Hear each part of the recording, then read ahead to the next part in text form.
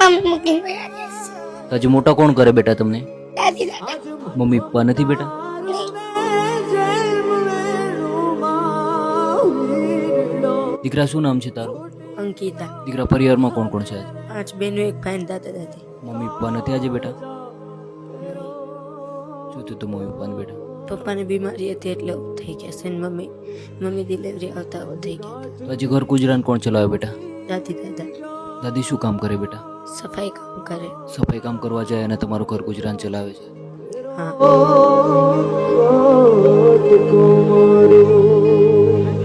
નાના બેટા સમજી શકો આજે મા બાપ વગરનું જીવન અઘરું છે અને કંઈ નહીં, આપણો વિડીયો લોકો જોઈ રહ્યા છે બધાને અપીલ કરશું જેમના લીધે આવનારા સમયમાં તમને મદદ કરશે. દાદી શું નામ છે તમારું? સંપાબેન. દાદી પરિવારમાં કોણ કોણ છે આજે? અમે 2 માણસ ને 5 દીકરીઓ ને 5 વર્ષનો દીકરો. તો દાદી આજે શું શું તકલીફ પડે છે? તકલીફ તો ભાઈ થોડા ઘણી ઘરમાં સંકટ આવતી હોય પણ ઝાડુ મારવા જઈએ ને એમને ઘર ગુજરાણ કરીએ.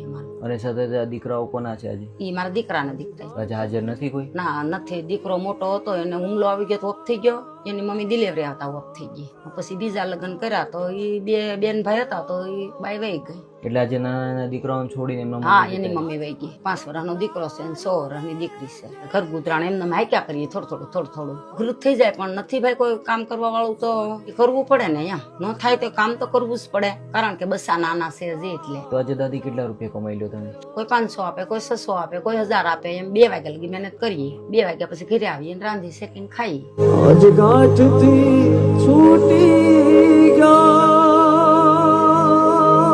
કાળજા ફેરો